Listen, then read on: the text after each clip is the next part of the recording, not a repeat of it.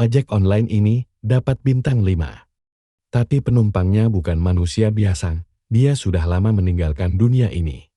Tapi masih memesan perjalanan terakhir. Bayu terjebak di antara hidup dan kematian. Nama gue Bayu, umur 28 tahun, tukang ojek online di Jakarta. Udah hampir 5 tahun gue narik, dari pagi sampai malam, kadang sampai dini hari. Hidup gue sederhana, kerja, makan seadanya, tidur, bangun lagi, kerja lagi. Tapi malam itu, hidup gue berubah selamanya. Jam menunjukkan pukul 1.12 menit dini hari. Waktu di mana biasanya gue udah nyari tempat buat ngopi sambil nunggu subuh. Tapi entah kenapa malam itu gue masih keliling. Berharap ada orderan terakhir buat nambah-nambah ongkos. Dan benar aja, notifikasi masuk. Naya jemput di Jalan Karet Tuan Mul, 7 dekat perkebunan belakang gudang tua. Tujuan, Jalan Bunga Putih 13. Gue langsung melotot itu daerah yang katanya angker. Banyak cerita soal hantu gentayangan, perempuan nyanyi tengah malam. Bahkan pernah ada ojol yang hilang dan motornya ditemukan keesokan harinya kosong, tanpa pemilik. Tapi karena rating penumpangnya bintang 5, dan ada banyak ulasan positif kayak, baik, dan ramah banget gak cerewet. Diam tapi bikin nyaman pengen order lagi, gue mikir. Mungkin ini cuma sugesti don. Lagi pula, uang tambahan lumayan live. Jadi gue tekan tombol terima orderan. Lalu gas motor ke arah lokasi. Semakin gue dekat ke titik penjemputan, jalan makin sepi dan gelap. Lampu jalan mulai jarang. Pohon-pohon bambu tinggi berdiri di sisi kiri dan kanan jalan kayak barisan penjaga. Suara jangkrik dan kodok makin jelas. Angin malam melewat. Dinginnya sampai masuk ke sela jaket gue. Sampai mikir, nih orang, ngapain minta dijemput di tempat begini? Pas gue sampai titik jemput, gue matiin mesin motor. Gue tengok kiri kanan. Gak ada siapa-siapa. Gue nunggu sambil buka helm. Permisi Mbak Naya?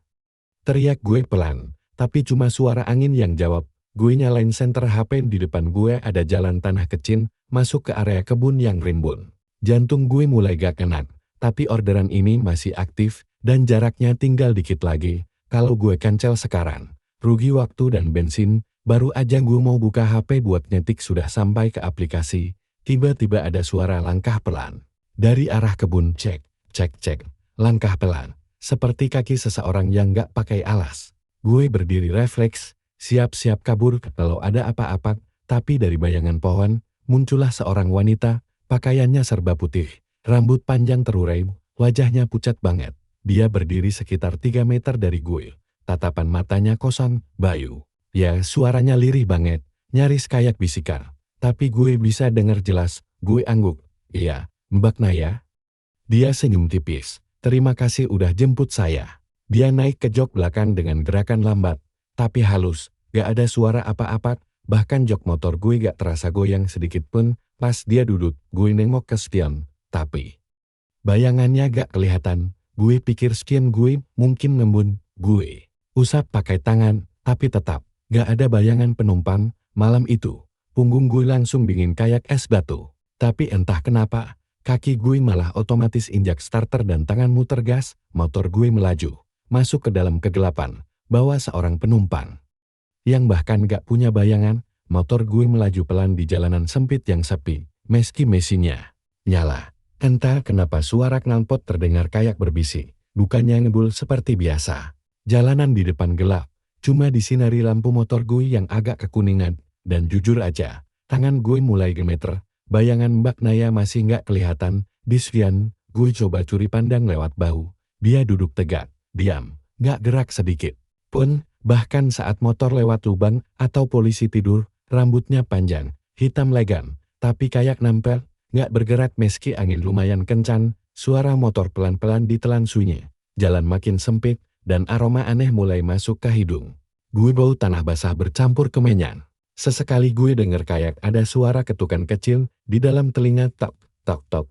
Gue coba tanya, biar pikiran gak liar. Mbak, tadi nunggu lama ya? Nggak ada jawaban. Gue ulang lagi, Mbak Naya? Dia menjawab pelan, nyaris kayak gumaman. Saya nggak pernah nunggu terlalu lama. Saya cuma ingin pulang. Suara itu berat, dingin, tapi penuh beban. Kayak orang yang nyimpen sesuatu dalam waktu yang lama banget. Gue menelan ludah. Oh iya, Mbak, nanti saya antar sampai tujuan ya. Setelah itu, dia kembali diam. Gue terus melaju. dan makin lama suasananya makin aneh. Jalan yang harusnya ram karena dekat perumahan justru kosong total. Rumah-rumah di pinggir jalan terlihat gelap, seperti nggak ada penghuninya. Bahkan ada satu rumah yang pintunya terbuka, tapi di dalamnya cuma kelihatan kursi goyang yang bergoyang sendiri. Gue refleks pencet klakson, tapi klakson motor gue nggak bunyi. Mulut gue udah komat kamit baca ayat pendek. Tiba-tiba motor gue kayak nabrak angin, goyang sedikit. Gue hampir jatuh, tapi tangan gue digap nahan stang. Di saat yang sama, gue dengar suara napas berat dari belakang. Napasnya panjang, dingin, kayak ada es batu disemburin ke leher gue. Gue nengok ke spion, dan kali ini bayangan Naya mulai kelihatan, tapi bukan wajah yang tadi. Matanya kosong, hitam legam, nggak ada bola matanya. Mukanya mulai pucat kebiruan, bibirnya pecah-pecah, dan mulutnya perlahan terbuka sangat lebar. Terlalu lebar, nggak wajar, kayak rahangnya kopot, tapi dia tetap diam. Gue langsung merinding dari ubun-ubun sampai telapak kaki. Motor gue goyang lagi, kali ini lebih keras. Tiba-tiba Naya bicara masih dengan suara pelan. Jangan berhenti, jalan terus, atau kamu akan lihat seperti apa wujud saya sebenarnya. Gue langsung tancap gas. Motor gue bablas masuk ke jalan, yang bahkan gue sendiri nggak ingat pernah lewatin. Hutan kiri kanan, cahaya lampu jalan entar, sejak kapan udah hilang. Aplikasi GPS yang tadinya aktif di HP gue mendadak mati total. Layar HP jadi hitam, nggak ada sinyal. Bahkan jamnya stick di angka 1:47 menit. Gue udah panik. Keringat dingin ngucur di punggung, tapi suara di belakang terus berbising. Tinggal sedikit lagi, aku akan pulang malam ini. Dan saat gue nyaris pengen banting motor dan lari, tiba-tiba jalanan di depan terbuka, sebuah rumah besar berdiri. Di tengah kegelapan, rumah tua, dikelilingi pagar besi yang udah berkarat, gentengnya bolong-bolong. Lampu gantung di teras bergoyang pelan. Meski angin gak terasa itu tujuan yang tertera di orderan tadi. Jalan Bunga Putih 13, gue pelan-pelan berhenti di depan pagar. Dan sebelum gue sempat bilang apa-apa, gue dengar suara langkah turun dari motor. Tapi gue gak merasa motor gue goyang. Seolah memang gak ada yang naik dari awal. Gue nengok ke belakang kosong di OT, tapi ada suara pelan dari pagar rumah. Terima kasih, Bayu. Pintu pagar tua itu terbuka sendiri, krek, dan perlahan menelan kegelapan. Beserta penumpang yang tak terlihat. Gue masih duduk di atas motor, gak berani gerak. Pandangan gue tertuju ke pagar tua yang tadi terbuka sendiri. Di baliknya, rumah besar itu berdiri membisu, gelap, dan penuh aura yang gak bisa dijelasin dengan kata-kata. Tapi satu hal yang jelas, gue gak sendirian. Sambil gemetar, gue buka helm dan lap keringat dingin di kening. Nafas gue ngos-ngosan kayak abis lari 10 kilo. Tapi padahal, gue cuma duduk dan nanter satu penumpang. Yang bahkan gue gak yakin benar-benar ada. Gue buka aplikasi di HP, mau ngecek orderan barusan. Order selesai, rating, ulasan. Terima kasih, Bayu, sudah menepati janji. Gue langsung lemes, tangan gue gemetar hebat. Menepati janji. Janji apa? Gue gak pernah kenal perempuan bernama Naya sebelumnya. Tapi kenapa namanya kayak familiar? Kenapa setiap dia ngomong, gue ngerasa seolah pernah dengar suaranya? Dan kenapa gue ngerasa bersalah, tapi gak tahu salahnya apa? Gue coba balik arah, motor gue nyalain, dan pelan-pelan tancap gas ninggalin rumah tua itu. Tapi baru jalan beberapa meter, gue iseng lirik spion, dan di situ gue lihat bayangan hitam duduk di belakang. Gue ngerem mendadak. Gak ada siapa-siapa. Gue lirik lagi kosong, tapi anehnya, rambut gue berdiri semut. Leher gue kayak ditiup angin es. Gue jalan lagi, nyabut, gak pakai mikir. Tapi makin jauh dari rumah itu, suasana sekitar bukannya makin normal. Semua jalan terlihat sama, pohon yang sama, tikungan yang sama, gundukan tanah yang sama. Gue mulai curiga. Gue muter-muter di tempat yang sama. Jangan bilang gue kejebak, bisik gue sendiri. Gue berhenti dan ambil napas panjang. Oke, tenang, cari jalan keluar. Coba buka maps, tapi HP gue lagi-lagi blank. Cuma ada layar hitam, kayak mati. Anehnya, kalau ditelepon, masih nyambung. Tapi semua aplikasi, termasuk GPS, error. Gue coba kontak teman ojek lewat grup WA, tapi sinyal hilang total. Kayak gue ada di luar jangkauan dunia nyata. Gue mulai panik. Sekali lagi, gue nengok ke spion, dan gue nyaris jatuh dari motor. Karena kali Ini, bayangan di spion jelas banget. Sosok perempuan duduk membelakangi gue. Rambut panjangnya menjuntai sampai bawah jok, dan kulit punggungnya robek, memperlihatkan tulang belulang. Mulut gue kaku. Gue coba baca doa sekuat tenaga, tapi tiba-tiba, suara itu terdengar tepat di kuping kiri gue. Kenapa kamu gak ingat aku, Bayu? Suara Naya, tapi kali ini, lebih dalam, lebih menyayat. Gue teriak sekencang-kencangnya, dan tancap gas secepat mungkin, gak peduli ada lubang, atau jalan rusak. Gue terus nyebut, sambil terus baca doa. Seadanya, tapi kemudian, dari kejauhan gue ngeliat lampu jalanan, dan sebuah warung kopi kecil. Lampunya terang, ada suara musik dangdut pelan, warung itu terlihat nyata. Gue langsung banting setir ke arah sana, ngeren tepat di depannya. Gue turun dan nyamperin bapak penjual kopi, yang lagi nyalain kompor kecil. Pak, saya boleh numpang istirahat sebentar? Bapak itu nengok, matanya ngelirik motor gue, lalu ke arah belakang gue, lalu, diam, dari mana mas? Gue jawab terbata, antar penumpang, Pak, ke Jalan Bunga Putih 13. Bapak itu langsung berdiri, wajahnya pucat, mas. Itu rumah kosong, gak ada orang tinggal di sana sejak 10 tahun. Lalu, pemiliknya, cewek muda, dulu hilang, secara misterius namanya. Kalau gak salah, Naya, jantung gue kayak diberhentiin sejenak, terus, mas nganter siapa? Gue gak bisa jawab, tenggorokan gue seret, tapi tiba-tiba, suara motor gue hidup. Sendiri, lampunya menyala, dan klaksonnya berbunyi panjang. Tin gue, dan bapak itu langsung nengok. Di spion motor gue yang nyala sendiri itu, bayangan Naya duduk membelakangi kami lagi. Tapi kali ini, dia pelan-pelan nengok ke arah kami berdua, mas. Cepet matiin motornya. Suara si bapak warung mendadak tegas, jauh dari nada ramah sebelumnya. Tanpa pikir panjang, gue lari ke motor dan cabut kunci kontaknya. Tapi mesinnya tetap nyala. Lampu depan motor masih menyala terang, klaksonnya berbunyi sendiri, dan yang paling bikin lutut gue lemas, bayangan di spion belum hilang, sosok perempuan itu masih duduk membelakangi, rambut panjangnya menjuntai menutupi. Plat belakang, Mbak tolong. Jangan ganggu saya. Bisik gue lirik. Bapak warung buru-buru ambil segelas air putih dari botol galon, membaca sesuatu yang kayak doa, lalu menyiramkannya ke arah motor gue. Brak. Lampu motor langsung padam. Mesin berhenti, spion retak. Gue terduduk di tanah, nafas ngos-ngosat. Mas Bayu ya? Tanya si bapak. Gue mendongak. Masih gemetaran, iya. Kok bapak tahu? Bapak itu menarik napas panjang, lalu duduk di bangku kayunya yang tua dulu. Waktu kamu kecelakaan di tikungan sana, kamu dibawa warga ke posko sini. Kepalamu berdarah, rupa segalanya. Kamu bilang mau nganter pacar kamu.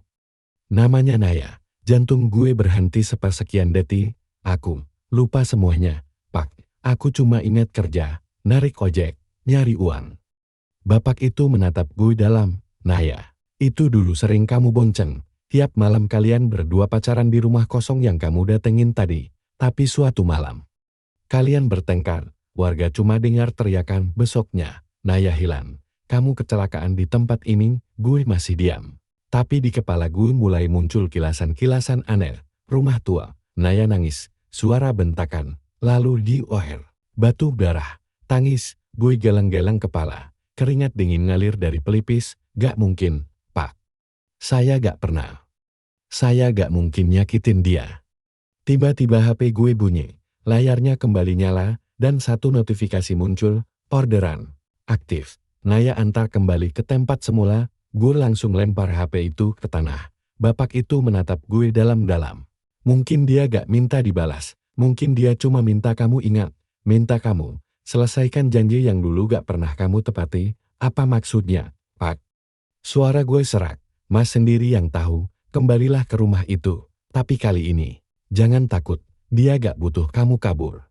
Dia butuh kamu ingat. Dengan sisa tenaga, gue naik ke motor. Anehnya, kali ini mesinnya nyala normal. Gak ada gangguan. Jalan pun gak gelap lagi, kayak disinari bulan yang baru muncul dari balik awan. Tapi dalam hati gue, rasa takut masih menjerat. Sepanjang jalan menuju rumah tua itu, suara-suara mulai muncul. Bukan dari luar, tapi dari dalam kepala gue. Kenapa kamu tinggalin aku? Aku cuma pengen pulang. Bayu, kamu janji gak bakal ninggalin aku. gue ngerem di depan pagar rumah tua itu. Kali ini, pagar itu gak bergerak, gue turun. Dan masuk pelan-pelan. Halaman rumah ditumbuhi ilalang. Dinding temboknya retak, dipenuhi lumut. Tapi gue inget pernah kesini. Dulu, sering, gue ngelangkah masuk, pintu depannya terbuka dengan sendirinya, dalamnya gelap, tapi mata gue udah mulai terbiasa. Ruang tamu kosong, hanya ada satu kursi rotan yang patah, dinding penuh koretan, lantai berdebu, tapi ada jejak kaki kecil menuju ke arah kamar belakang. Gue ikuti jejak itu, hati gue makin berat, sampai akhirnya gue tiba di satu kamar. Pintu kayunya setengah terbuka, di baliknya terlihat cermin besar yang retak, dan di depannya berdiri seorang perempuan, rambut panjang, baju putih. Dia pelan-pelan menoleh ke arah gue. Wajahnya pucat, bibirnya membiru, tapi sorot matanya bukan marah, bukan benci, tapi kosong, kosong banget. Kamu datang juga, Bayu. Akhirnya kamu ingat aku. Dan di detik itu juga, ingatan gue kembali dengan utuh, dan gue sadar gue pernah membunuh seseorang yang paling gue cintai. Air mata gue jatuh pelan-pelan, tangan gue gemetar di depan cermin retak itu. Naya berdiri mematung, menatap gue dengan mata kosong yang menyimpan segalanya, bukan sekadar dendam, tapi kesedihan, luka, dan sesuatu yang gue sendiri belum bisa maafkan dari diri gue sendiri. Kenapa kamu datang sekarang, Bayu? Suara Naya lirih, bukan marah, tapi penuh luka. Gue gak bisa jawab. Lidah gue kelun, gue cuma bisa berlutut di lantai, tepat di depan pintu kamar itu. Lutut gue lemas, kepala gue menunduk dalam-dalam. Aku gak ingat apa-apa, Naya. Tapi sekarang semuanya mulai jelas. Kilasan ingatan itu datang lagi, kali ini lebih terang. Suatu malam, di rumah ini, gue dan Naya bertengkar hebat. Masalahnya sepele, kecemburuan, pekerjaan, tekanan hidup. Gue merasa Naya gak ngerti gue. Naya merasa gue berubah, dan saat itu, emosi gue memuncak. Gue dorong dia, kepalanya membentur sudut meja tua, darah, jeritan pelan, dan diam. Tubuhnya gak bergerak. Gue panik, gue gak tahu harus ngapain. Malam itu juga, gue bawa jasad Naya ke halaman belakang, dan gue kubur dia sendiri. Dengan tangan penuh tanah, dan dada penuh ketakutan. Lalu esok harinya, dalam perjalanan kabur dari tempat ini, gue tabrak amnesia. Dan hidup gue dimulai ulang. Seolah semua itu gak pernah terjadi, tapi ternyata, luka itu tetap ada, dan Naya tetap di sini, menunggu gue untuk mengingat. Naya berjalan perlahan ke arah gue, tapi langkahnya gak menginjak tanah. Kakinya mengambang beberapa senti di atas lantai, tapi anehnya, gue gak takut lagi. Naya, aku minta maaf.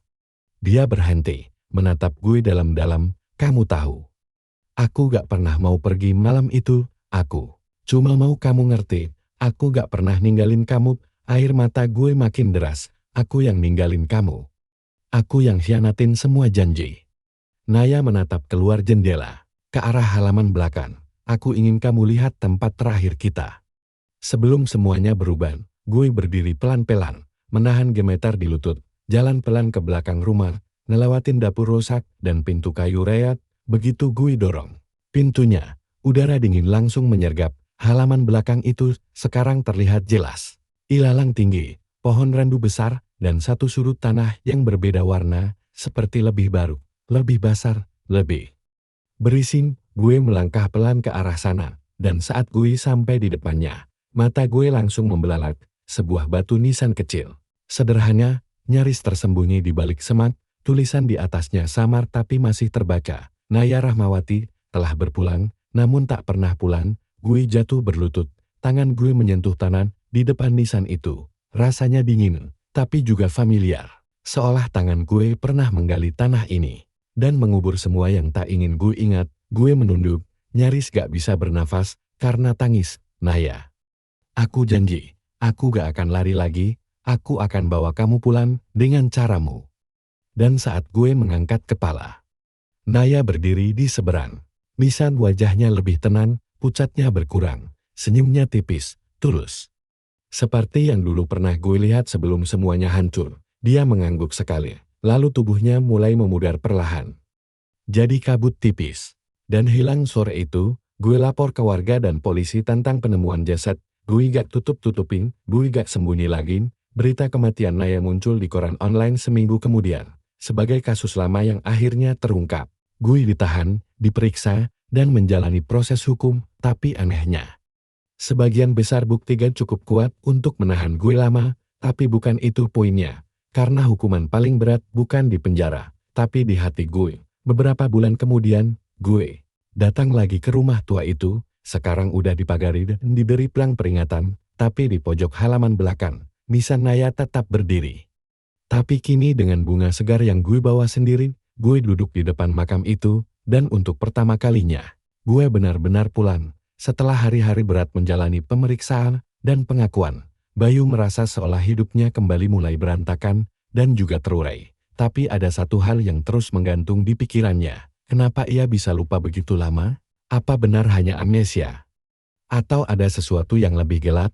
Suatu malam, ketika sedang duduk sendirian di kamar kosnya, Bayu membuka sebuah laci tua yang selama ini tak pernah disentuh. Di dalamnya, ia menemukan sebuah kotak kecil berdebu, penuh dengan surat-surat dan foto-foto lama. Salah satu foto menunjukkan Bayu dan seorang wanita cantik, tersenyum bahagia. Naya, di belakang foto itu, tertulis tanggal dan sebuah pesan pendek. Untuk Bayu, semoga kita bisa pulang bersama suatu saat nanti. Bayu terdiam, jantungnya berdegup kencang. Ia membaca surat yang menyertainya, yang ternyata adalah surat terakhir dari Naya, yang tak pernah sempat dikirim. Bayu, jika kamu membaca ini, aku sudah tidak di sini lagi. Aku hanya ingin kau tahu bahwa aku mencintaimu, walau kadang aku merasa sendiri. Jangan pernah lupa, kita punya janji. Tolong jangan biarkan aku hilang begitu saja. Air mata mengalir, tanpa bisa dicegah. Bayu merasa ditarik kembali ke masa lalu, ke kenangan yang selama ini tertutup rapat. Esoknya, ia mulai mencari lebih banyak informasi tentang Naya. Ia menemui tetangga lama, mencari arsip berita, dan menelusuri akun media sosialnya. Semakin dalam ia mencari, semakin ia sadar bahwa ada banyak hal yang tak ia ketahui tentang Naya, tentang hidupnya, tentang kesedihannya, dan tentang malam terakhir mereka bersama. Namun, ada satu hal yang paling membekas di hati Bayu. Naya bukan hanya korban keadaan, ia juga menyimpan rahasia yang selama ini membuatnya terjebak di antara dunia hidup dan mati. Bayu menyadari, perjalanan untuk menuntaskan masa lalu bukan sekadar tentang pengakuan dan penyesalan. Ada sesuatu yang harus ia lakukan agar Naya benar-benar bisa tenang. Bayu duduk terpaku di depan layar HP-nya, matanya membelalak saat melihat notifikasi yang baru masuk.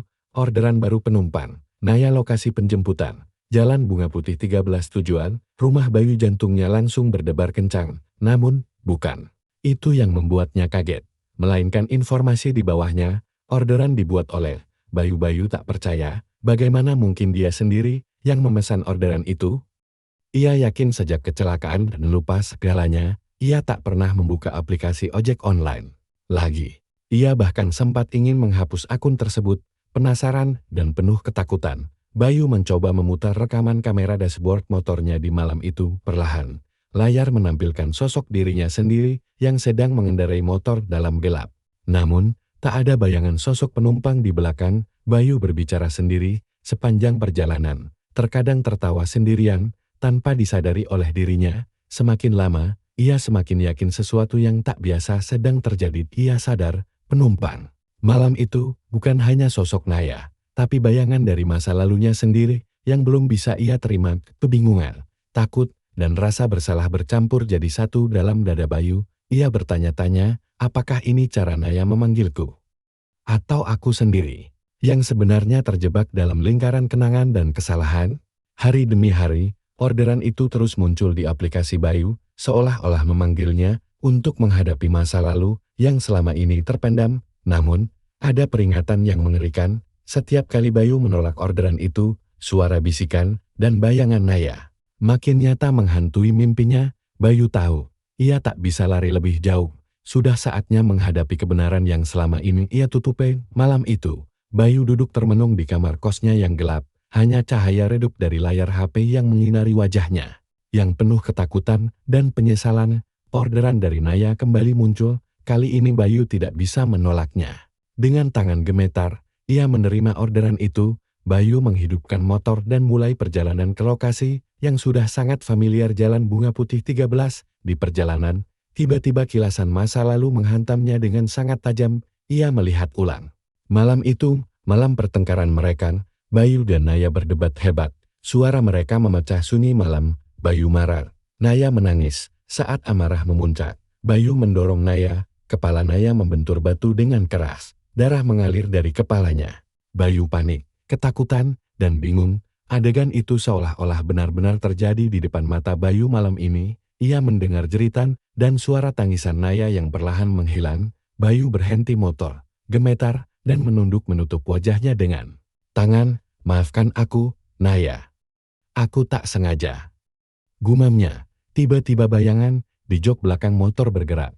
Sosok Naya yang pucat muncul, menatap tajam ke arah Bayu, matanya kosong tapi penuh luka. "Aku tidak marah, Bayu, aku hanya ingin kau ingat agar aku bisa pergi dengan tenang." Suaranya lirih, tapi menusuk hati. Bayu merasakan beban yang sangat berat di dadanya.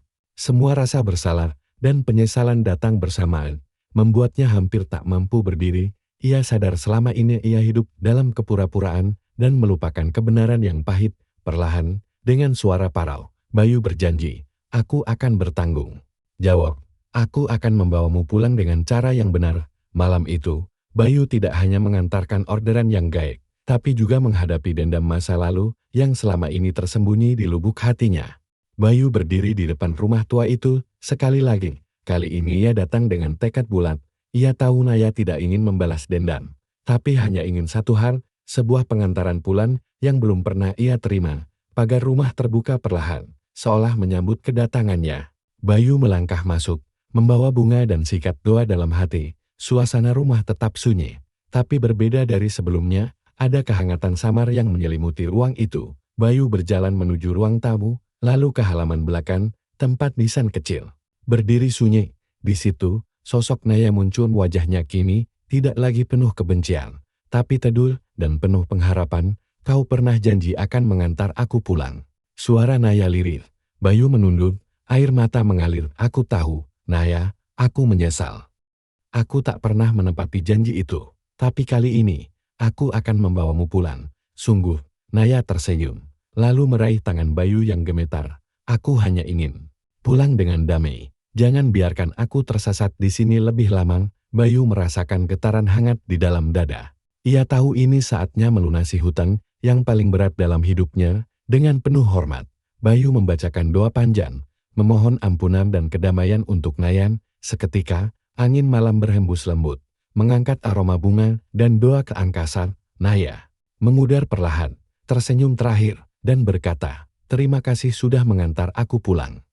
Bayu berdiri di sana, menatap malam yang kini terasa hening dan penuh kedamaian. Dia tahu, janji itu akhirnya ditepati. Malam itu, udara terasa lebih hangat dari biasanya.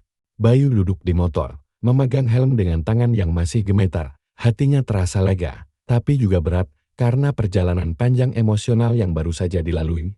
Ia menyalakan mesin motor, lalu mengarahkan ke jalanan yang sudah tak asing lagi. Jalan Bunga Putih 13. Namun kali ini, Bayu tak membawa penumpang gaib.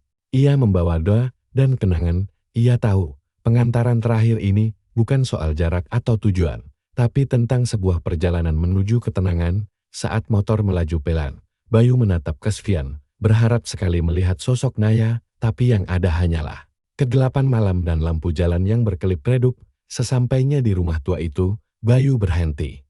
Ia melepas helm, menatap sekeliling, dan berbisik, "Ini rumahmu, Naya, aku antar kamu pulang." Untuk selamanya, Bayu turun dari motor, membawa sekeranjang bunga dan doa. Ia melangkah ke halaman belakang, ke nisan kecil yang kini terlihat lebih bersih dan dihiasi bunga segar. Ia duduk di sana, membiarkan air mata mengalir, melepaskan segala penyesalan dan luka lama. Angin malam berhembus lembut, membawa aroma harum bunga dan kesunyian yang damai.